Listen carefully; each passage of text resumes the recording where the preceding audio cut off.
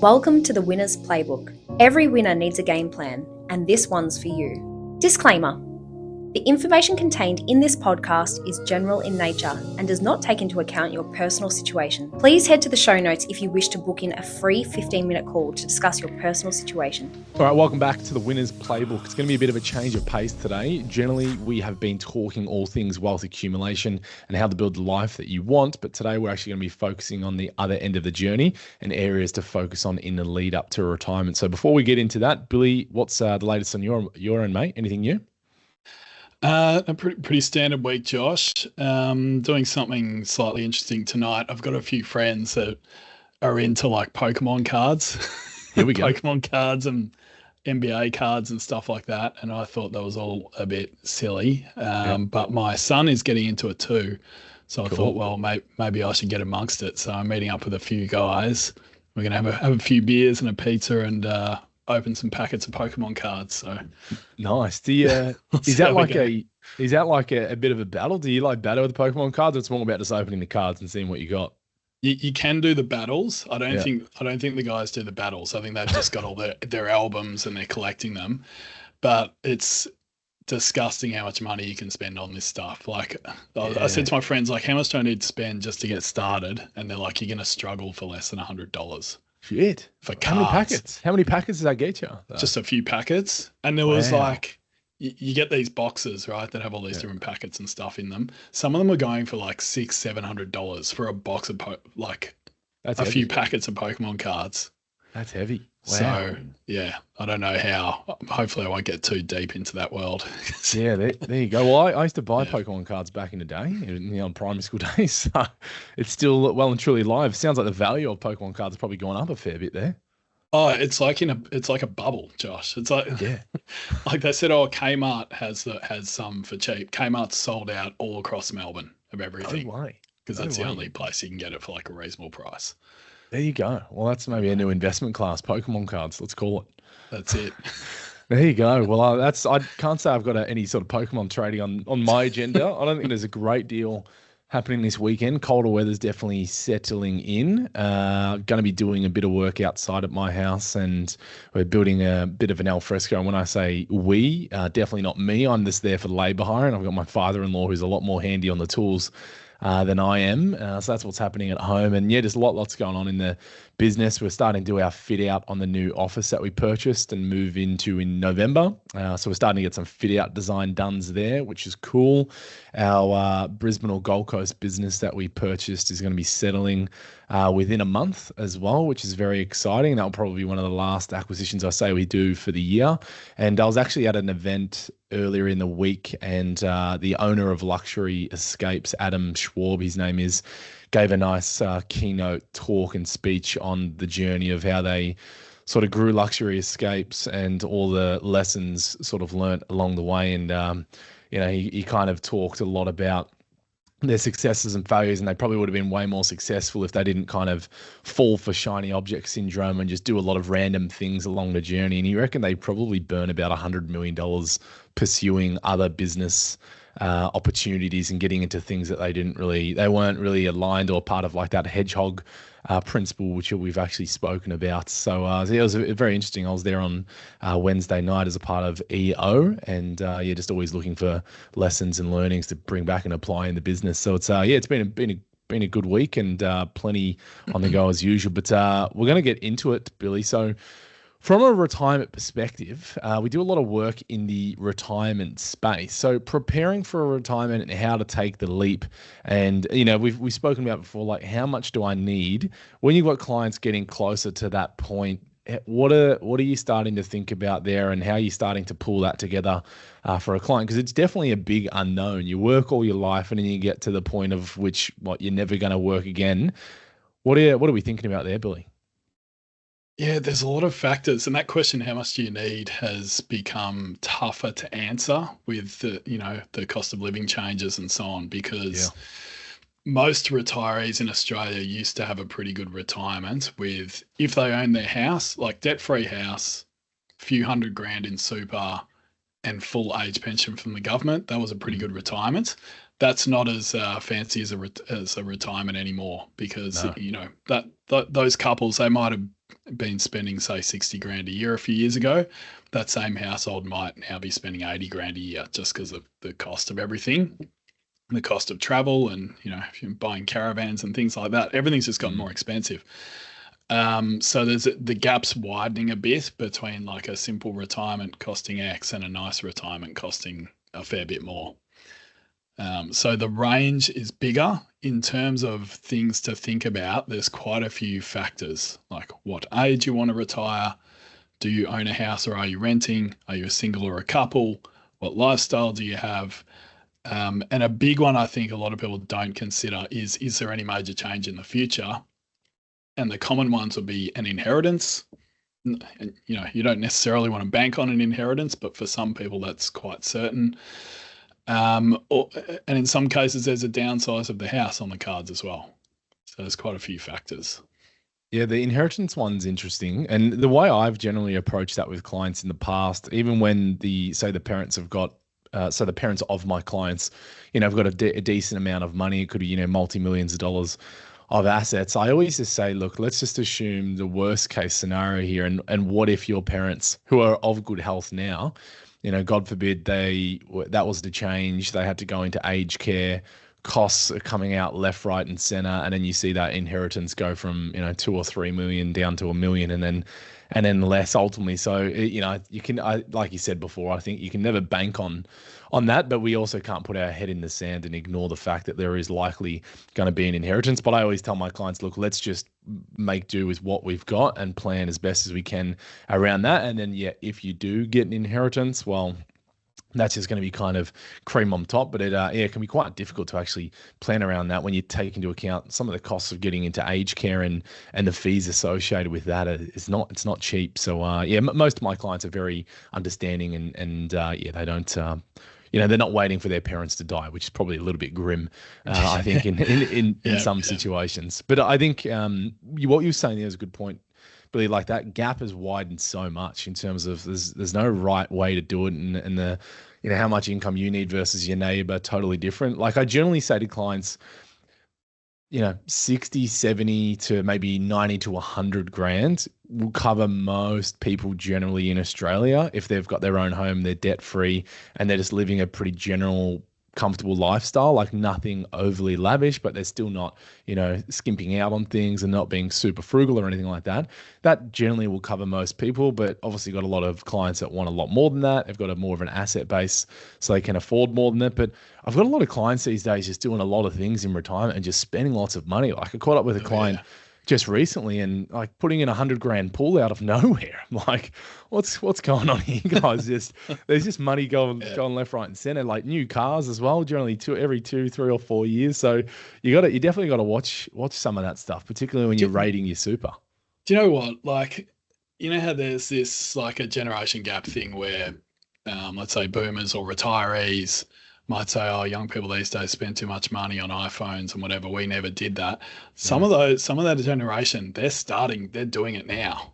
Like they're starting to do it. Yeah, they're buying phones. They're putting in a pool. They go, like I think, that's it. I think there's some lifestyle creep amongst that generation now too. For sure. There's probably a bit of an itch there that they never scratched. There's so much temptation out there. It's hard to avoid. Yeah, for sure. Well, what if we talk about then, starting to get into like where does the income actually come from for retirees? Because there can be a sort of mix of vehicles that money can be flowing through from once we get into retirement. What are we looking at there? Well, the two main income sources for the vast majority of retirees are the age pension, which you apply for through Centrelink, so the government pension, and superannuation. They're the two main ones. Yeah. And in terms of like how much is coming from each, going to vary. What I was going to add in there as well is super, you've got your Centrelink, and then there's also other assets of which you may have built up over your lifetime as well. So typically our clients might have some sort of an investment account or portfolio of sorts with some managed funds and ETFs and things like that in there. And then there also might be some investment properties coming along with that as well. And I think the property one can be a little bit of a trap in that a lot of people think that property is a great asset to hold in retirement. I'm talking an investment property, not just where you're living. But when you actually break down the real cost and all of the expenses associated with that property, in a lot of situations, it can actually make sense to look at offloading that property. And, I'll give you an example. If you take the average rental yield or rental return of, say, 3.5% roughly around Australia, you take out your land tax on that, you take out your agent fees, you have a buffer there of, say, 20% for other expenses, hopefully maybe a body corporate, but hopefully maybe not a unit as an investment, because then you've got your council rates on top of that and everything else. And you look at that net return, which was maybe 3.5%, sorry, that gross return of nearly 3.5%. You strip out all of those costs associated, and you could even have tax on that income as well. It might leave you less than 2% a lot of the time. And then if you're looking from a what you need in retirement, you want that passive income. And you don't want many headaches associated with it as well. Like I've got with some of my properties from time to time, like you just got freaking headaches with them. And so, if you're just wanting a passive income, like an average portfolio, of like an investment portfolio that we would probably have a retiree client in, like that might be deriving a 4% passive income quite easily these days. And you don't have to worry about tenants. You don't have to worry about any of that risk whatsoever. You don't have any land tax bills. I've got a lot of clients that are very heavy into property in retirement, and their land tax bills are eye-watering. Now, that's nothing to cry about because they've got a good asset base behind them, but they're really hurting from an income perspective, and now they're essentially being forced to sell those assets because it's the property's not meeting all of their needs, and it's not liquid either. I think that's another big part to call out is you want to have more liquid assets so you can draw down on those and you can easily access them. Whereas with a property, you can't just pull out 50 grand when you're in retirement. It doesn't work like that. You can't just like chop off a tenth of the property and pull out a bit of value. It doesn't really work like that. So property is really good, and I'm a fan of it for building wealth, but holding a lot of property in retirement, I think, can sometimes be a little bit of a trap that you have to be careful around. Have you had many clients that you've seen, Billy, go into retirement with a lot of property? Or So they've got a bias. Like one thing is there's a myth, or probably their parents said, you never sell a property, so they don't sell, right? Yeah. And the other thing is they've seen it grow in value, so they're thinking, well, this works. I understand this. It's, I've seen the value go up. Why would I sell it? It's going to keep going up. Big assumption to make. And when you're in accumulation phase, like when you're working full time, you're buying properties, you're getting tax benefits, you're getting negative gearing benefits, and you don't need the cash flow from it that much. When you're retired, there are no tax benefits, and you've got to pay for this property, like not out of work income anymore. You have to pay for it from rental income, and it costs a lot to run a property. Again, a lot more than it used to. Yeah. And every few years, something will go wrong. You'll lose a tenant, something will break, something needs fixing. It could wipe out half your income for the year. So it doesn't make great sense in retirement to be too property heavy. Yeah. I think it's also worthy of noting as well, depending upon that age of when you're going to retire as well, can vary where that income's going to come from. Because if you're under 67, Centrelink's actually off the cards at that point in time from an income perspective. So if you're going to pull the pin at 60, then really you're going to be self-funded at that stage. So you have to have either enough inside superannuation, which could be accessible tax-free at that point in time, or you've got to have a lot of other assets outside of that, being, the investment portfolios, property, and maybe we start selling property and then that goes into superannuation, or that goes into those investment portfolios. If we're maybe maxed out in terms of how much money we can get into superannuation, that could also be a consideration. But yeah, you definitely need to be conscious of that age, because if you are going to be relying on that age pension to do some of that lifting, you don't want to time your run too early there, because it doesn't kick in until to age 67. But my general approach with clients around Centrelink, and I see a lot of clients around 60s, and they're like expecting that they're entitled to the age pension automatically. I'll call out my father-in-law who's like that, and he's like, I've worked all my life, I should be getting an age pension. And I'm like, hang on here, like you've built up some assets. Ideally, you've worked hard enough here so you don't get any age pension whatsoever, because you don't want to be reliant upon the government giving you a fortnightly amount of money to live your lifestyle. Like I'd much prefer to live life on my own terms, not rely upon the government to give me any sort of money. And that's what I tell and preach to all of my clients. And if you've worked yourself to a position where you don't get any age pension, Well, amazing. You've done an amazing job. But don't get me wrong, if we can get any sort of an age pension, and we'll talk a little bit later around maybe some strategies to enhance Centrelink entitlement, a good advisor is going to help you get any entitlement that you're allowed. But if you've just got way too much assets, it's not a bad thing. 100% agree. And so sometimes the planning we're looking at different periods of time. Like if you've got a couple who wants to retire in their early 60s, it'll be, okay, we need to bridge the gap to get to 67 where we know age pension will kick in. Yeah. If they've got a potential downsize of the home in the future, we might factor that in 10 years time. So it allows you to spend more and like deplete your assets to some degree, knowing that, okay, age pension's going to kick in and give you a boost. Then you spend your super down further, and then, okay, let's downsize the home, give you another boost. So there's quite a few ways to make sure that retirees with a good plan are able to spend what they want to spend and do the things they want to do. Well, I think it'd be good to actually touch a little bit on that downsize, but I think there's another good point you mentioned there is at different points of your life, Centrelink could be doing more of the heavy lifting. Your super might be doing more of the heavy lifting. You might have other assets doing part of the heavy lifting. And a lot of the plans that we do with our clients when we run these projections, like we will show the percentage output of which is covering your retirement. So say you need $100,000 a year, how much of that might be coming from super, how much might be coming from properties if you've got properties, from the investment portfolio, then where Centrelink's kicking in. And then naturally as that asset depletes over time, then Centrelink might start doing more of the heavy lifting. But have you had any clients go the downsizer route as of late? Any scenarios you could maybe high level talk through? Yeah, quite a few. And it's an interesting system there. Firstly, it certainly doesn't work for everyone because some people think, okay, I'll sell my home for a 1.2 mil and I'll buy something cheaper. And then they look around and there's nothing for less than $1 million that they're prepared to actually go and live in.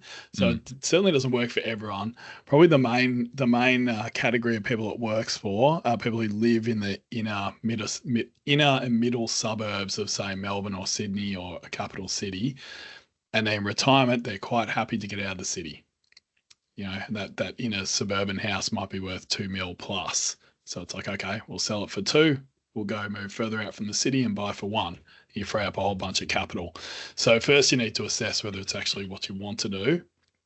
And then once we know that, then we're just doing the planning around, right, what budget, like how much are we going to spend? And then what are we going to do with the difference?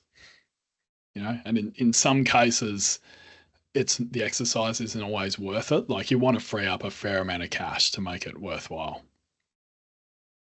I reckon there could be a better name for the downsizer contribution. I think it's like a bit misleading in terms of when clients hear it and they think about it like downsizing. So it's like, okay, I go from my bigger home now to, like a little apartment. That downsizer, they could definitely have come up with a better name for that. Maybe we can think of one. But I've had a couple of clients go the downsizer route, and it does allow you to get a lot of money into super quickly as well. And I've had a couple of clients in the last couple of years where they did the downsizer contribution, and it was actually an investment property as well. And it's worth noting that to get to be able to use the downsizer contribution, you have to be over age 55. The property being sold had to have been owned for over 10 years and at some point had to have been a principal residence. And that's exactly what it was for my clients. And then they sold that property, which was an investment at the time. It was actually quite an expensive property. I think it was over $4 million worth. It was their original PPR. And first of all, they sold it tax-free, even though it was an investment property under the 6-year rule. And then we used the downsizer provision to get $300,000 each into super for hubby and wife. And then we did a further amount of contributions, and we ended up getting into superannuation, if I just can recall, approximately $1.5 to $1.6 million within 12 months. We got a heap of money into super real quick. And these clients were overweight property, like severely overweight property, had a little bit in super, but were way overweight on property. So naturally they started to trim off a little bit, and then we got that into super. So the downsize one can be a really good way to get some extra money into super, because downsizer contribution doesn't actually affect the other contribution caps that are around, which are worthy of noting. But what about the Centrelink entitlements that we are commonly looking at there, Billy? Do you want to give us a bit of a high level run through of those? Yeah, so the main one which everyone knows about is the age pension, which you can be eligible for at 67 years old. for a single person that pays, what is it, 30 something thousand dollars a year. For a couple, it pays $45,000 a year. That's the maximum payment you can get. That payment is tested based on your assets and other income that you have. Mm-hmm. That's the main one.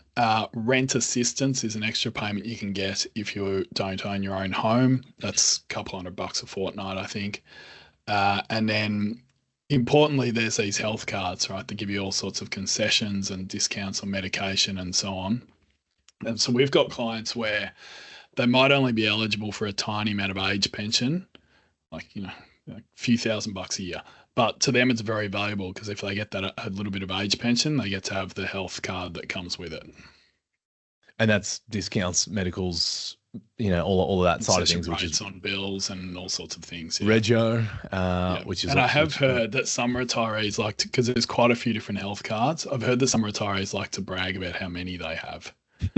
Like they're opening Show me your health cards. I've got 2. Oh yeah, well I've got 3 different whatever. But that's not our goal, to get as many as possible. But if we're eligible for health cards, they can be really valuable, especially if you're someone who has to spend a lot of money on medication and that sort of thing.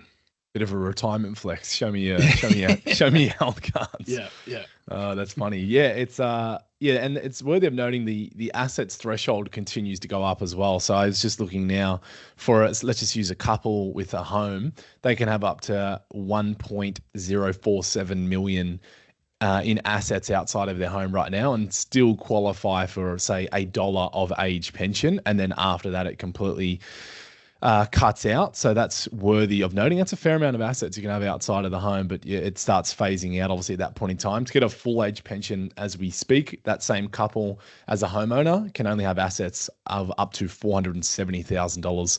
And it's worthy of noting, if you can still work in and get an age pension as well, because what Centrelink is always doing there, as you said, there's an assets and an income test, and Centrelink is so nice that they do both the assets test on you and they do the income test, and they will take the lower one. Whichever one gives you the lower benefit, they take that one. So that's how good Centrelink is. They look after you and they give you the lower entitlement of both of those tests. But most people are commonly hit by the assets test because they're generally retired and not drawing or making any income.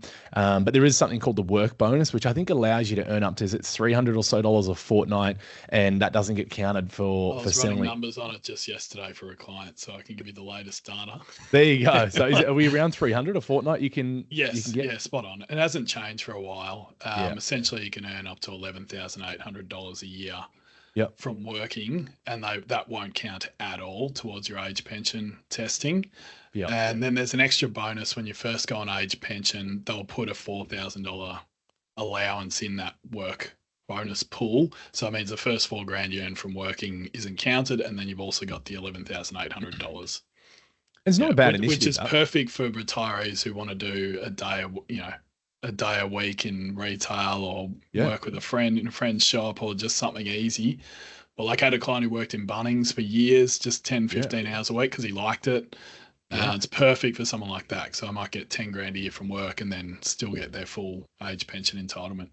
I think that's actually a great thing because a lot of people, when they first switch off from work, they don't really know what to do with themselves. So I always strongly suggest still have some sort of level of involvement or ease into retirement, reduce your working hours, whatever it may be. But a couple of the other ones that you touched on there, those other healthcare cards. So the two ones that we work with would be low income healthcare card and then the Commonwealth Seniors Healthcare Card. So you can kind of get the low income healthcare card at any point in time, which is income tested. They look at, I think, how much you're earning over an 8-week period of time. I haven't had many clients I've been able to get that one for quite some time. That one I haven't seen a great deal.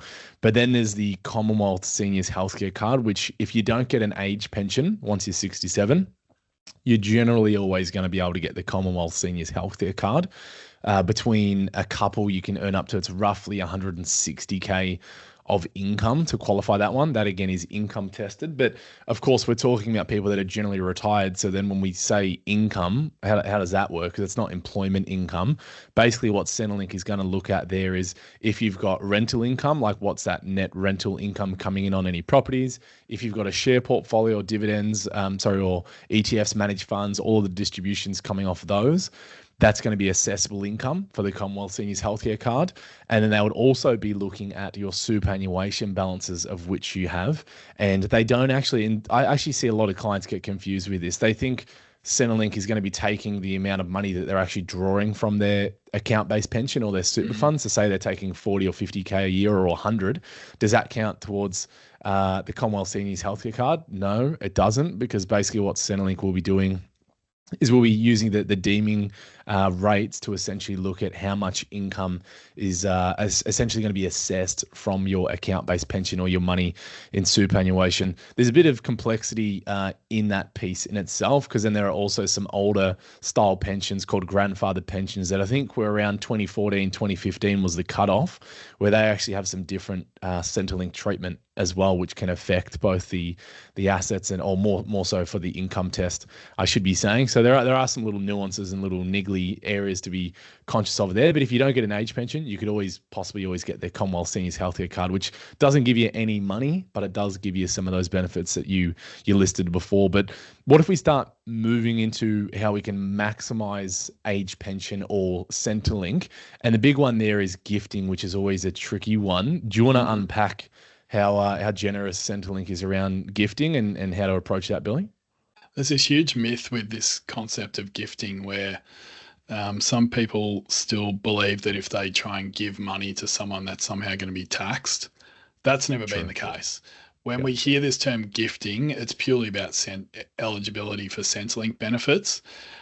And what it means, you can imagine, as a lot of people approach retirement or 67, they think, maybe I'll stash some money in the kid's bank account, and then Centrelink won't see it, and then I'll get more age pension.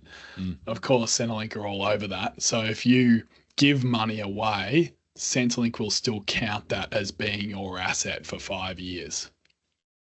There's a small allowance where you can give up to 10 grand a year away and they won't count it. But as soon as you try and gift a large amount, Centrelink say, nah, bad luck. We're still counting that as your asset for 5 years. So you can do large gifts, but you need to plan ahead. So you don't want to do it once you're already retired. You generally want to factor it in and do it several years ahead of time. Yeah, because we were touching on a client that you had just before who's essentially not necessarily gifted, but they bought a house, and that counts. They bought a house for a family member in need, and that family member can't work, and she lives in that house. So they bought her, really kind thing to do for a family member. She lives in the house. Now they're approaching retirement, and so, well, bad luck. Centrelink's counting that as your asset. So even though they're not getting any income from it and they can't sell the asset or use it themselves, Centrelink's counting it. So they've decided we went through a number of scenarios, but we ended up deciding we didn't really have a choice. We've gifted that house to the person who's living in it. Now they'll have to wait 5 years, and then Centrelink will pay them a bigger benefit. So tough gig. Definitely a story in the planning, the benefit of planning ahead for these things. Yeah, and I have seen some clients that I've worked with who actually some younger clients in their 30s and 40s, and I looked at how much cash they're holding. I'm like, God, how did you build up that much cash at your age? And they're like, oh, well, our parents gave us a few $1 million because they wanted to get some Centrelink. Few million. Yeah, just quietly a few $1 million. And I was like, okay, that makes sense why you don't have a mortgage and why you've got all this cash sitting in the bank. So I do see some people out there that are proactive. What we're saying here, and 5 years in advance of Centrelink coming into the mix, they start giving away assets, which is only, of course, if you're in a position where you can do that, because you don't want to give away too much where then you don't have enough to live the lifestyle you want, or you're going to be relying on your kids, and then you're doing this weird thing where you're moving money back and forth and they're paying things for you. It's just getting a bit complicated for me. But look, I've seen some people do that. Have you seen that, Billy? Yes, I have seen it. Generally, if you've accumulated, let's say, well over $1 million or a couple of $1 million, you shouldn't be worrying about trying to get a bunch of age pension. Like, as we discussed, the most you're ever going to get out of Centrelink is 40 or 50 grand a year, absolute max. If you've got a couple of mil, you can very comfortably have a great retirement with at least twice that much income. And you don't have to deal with Centrelink. So it's a bit silly taking that too far, I think. Totally agree. And before we close that, I'll touch on a couple of other like strategies that we sometimes do consider, and that's is leading up to retirement. If we've got an age discrepancy between a couple, so we might have one who's 67 and the other one who's 62 or 60, whatever it may be. It's worthy of noting that the younger spouse's superannuation, if it stays in accumulation phase, it doesn't count for Centrelink purposes until they either reach age 67 or they put it into a retirement account. So I've had a few clients I've personally worked with where we actually took money out of the age 67 year old's account and stashed it in the younger spouse's account, and that basically gave the person who is at pension age a much greater age pension entitlement for quite a few years. And then once the younger spouse reaches age 67, you can't do that strategy anymore, because at that point in time, everything's counted regardless. But you do have to watch with that strategy. If you're taking money out of the 67-year-old, let's just say, as account, then at that point in time, you're possibly taking it from a tax-free environment and you're putting it back into a taxed environment in the younger spouse's name, which would then be taxed at 15%. So you got to watch that one. You do a bit of a work around annuities, Billy. Do you want to just briefly touch on what on earth an annuity is and how that can work for Centrelink? Yeah, I do like annuities for certain clients. So so there's not many ways to get more out of Centrelink, right? Like there's shielding, which is huge, right? Hiding, stashing some money in your partner's super, which is a great strategy. And there's the home. The home is not counted. Yep. There's not many other ways, but one really good one is to purchase an annuity. So the word annuity, it's a bit of an old school sounding term. Essentially, it means like an income stream, right? That just keeps going. If you purchase a lifetime annuity, what you're doing is you're investing a lump sum, let's call it 100 grand, into one of these annuity products. The provider will then pay you income, let's call it 8 grand a year on 100 grand. So they'll pay you $8,000 a year every year for the rest of your life, guaranteed. Centrelink like annuities because you're buying another income stream. And so Centrelink will only count 60% of whatever you've invested in their assets test. So if you buy a $100,000 annuity, Centrelink will say, okay, that's a $60,000 asset. So you immediately get more age pension, plus you get the guaranteed income from the annuity. So it works really well for people who have, let's say, between 500 or 600 grand in assets and $1 million in assets, because it gets a more age pension once you're in that band. Yeah, no. Yeah, do you use it for that sort of purpose as well? Or? Yeah, and even if clients are like really close to that threshold of getting some age pension, like we might just, you might throw a little bit of money in there just to literally get them the age pension card. So like you said earlier, just so they get all the benefits associated with it, rather than putting in huge amounts of money to up the age pension entitlement, because that might not be as superior as just leaving the money invested in a regular, superannuation account. So I think there's definitely a place for that. And then, the other one you said is that like the principal residence doesn't count. You can spend money on your principal residence. You can put a pool in there, and Centrelink's not assessing that. But again, that's totally detracting away from sort of your income in retirement, because then you've got less asset if you're spending money like that. So spending money to get more age pension, not necessarily a good idea in my opinion. I found it. Sorry, I'll just add in on the annuities. I found a new purpose for them as well. It's good for retirees who spend more than they want to spend, and they just cannot control it. True. I've got clients like that. I've had them for years. Every year they come, oh, Billy, yeah, we bought it. We bought another car. We bought this. And there's nothing I can do at this point. I've tried. Some habits can't really be changed. So I got them to buy some annuities. And I said, this means worst case scenario, you're getting full age pension plus 20 grand a year from the annuity. So even if you go berserk and spend everything, at least you're going to be like your floor, your minimum income is like 65 grand. We'll try and prevent that from happening, but at least that gives us a plan B. I like that. Get those retirees on lockdown, Billy. Keep them in check.